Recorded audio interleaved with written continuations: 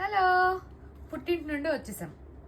So పుట్టింటి నుండి వచ్చామంటే తెలుసు కదా, బోల్డ్ అంత అవుతుంది అన్నమాట పిండి వంటలు.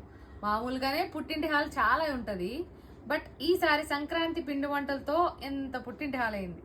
సో నా ఫేవరెట్ అమృతపాణి బనానాలు, అలాగే ఎన్ని పిండి వంటలు చేసుకున్నామో చూడండి ఈసారి. రవ్వ లడ్డు, కొబ్బరి బూరెలు, మురుకులు, అలాగే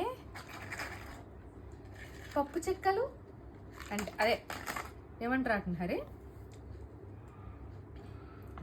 ఏదో పప్పు చెక్కలే, అరిసెలు, అవే అర్రే చెగ్గోడిలా కాదు కాదు ఉప్పు చెక్కలు, అరిసెలు, అలాగే ఇవి లక్కీ ఫేవరెట్ అన్నమాట. ఇవి చేసుకోలే తెచ్చుకున్నాం.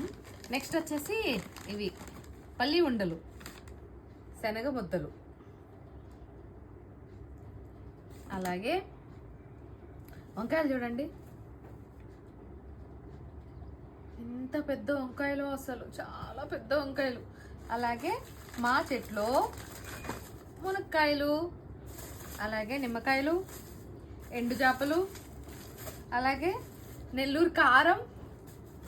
సో అంతే, ఇవే తెచ్చుకున్నా. అంతేకాదు చాలా బోల్డ్ అని తెచ్చుకున్నా ఈసారి.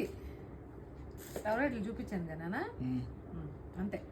గవ్వలు గవ్వలు గవ్వలు, కరకరలాడే గవ్వలు.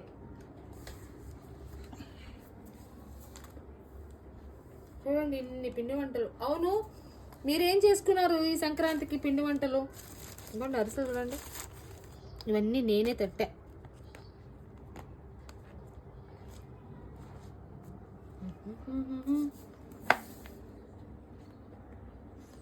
మీరేం పిండి వంటలు చేసుకున్నారు? మీ పుట్టింటి నుండి ఇంకేమేమి తెచ్చుకున్నారు? కామెంట్ సెక్షన్లో చెప్పండి, నాకు ఓపిక చేసుకొని. ఓకేనా? ఇది నా పుట్టింటి హాల్.